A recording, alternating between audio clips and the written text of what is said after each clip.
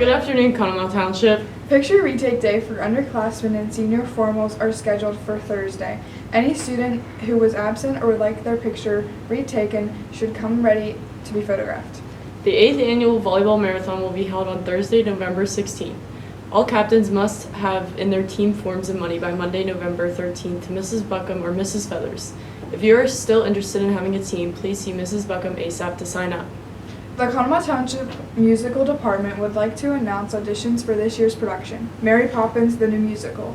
Auditions will be held online this year. For audition information, join the musical Google Classroom with the code JOYS4EO.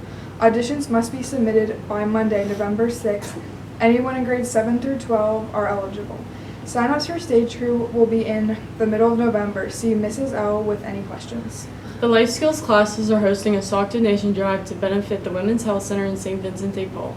They serve people in our community who are in need and experiencing homelessness. Socks can be dropped off in the bin outside of Mrs. Kopp's room until November 17th.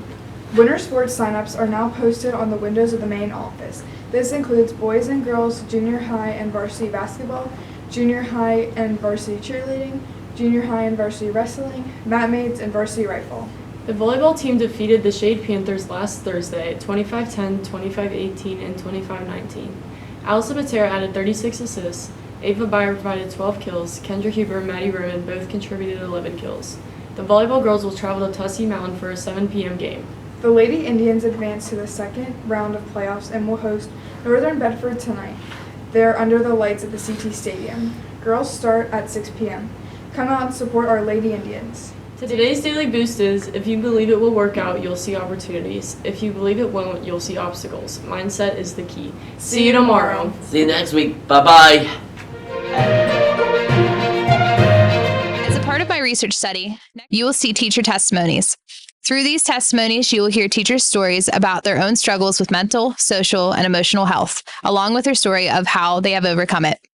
These testimonies are meant to serve as hope for those who are silently struggling, along with offering resources to show you how you can get help. Remember that you are not alone. Would you be comfortable sharing about a time or situation where you struggled with your mental, social, or emotional health? So I've had different situations where mental health has been tough for me, just in general with like family situations. And obviously being a teacher is emotionally draining a lot. Students come to you with their problems and sometimes you tend to internalize those yourself.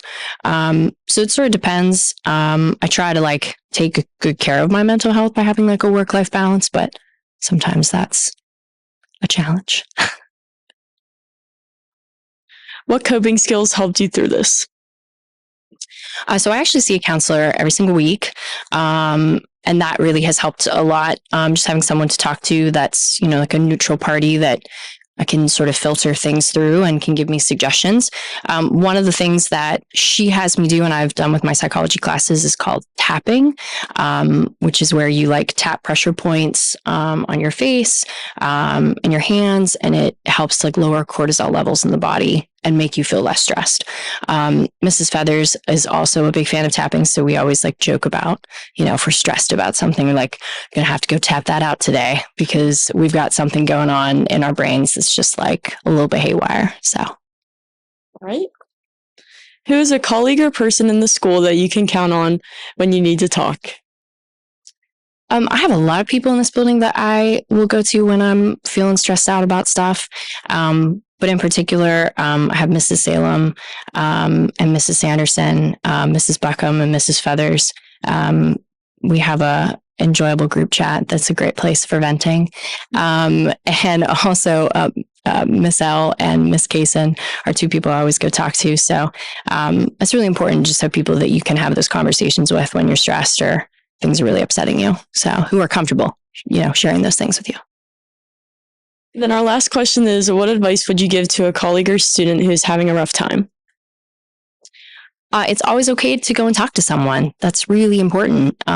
It's very helpful, again, to kind of just bounce those ideas off of somebody. And there's kind of the stigma around mental health, which I think is slowly getting better. And I think that's good. It's, I think, been one of the few benefits of COVID is it's really shined light on this idea of mental health being something we should talk about. So, go to someone share what's happening. If you need to talk to Reach, if you need to talk to guidance. One of the things I love about teaching here is I think we have such a loving and compassionate faculty, and there's always somebody here who's willing to, sit with you and help you work through whatever you're dealing with. Thank you.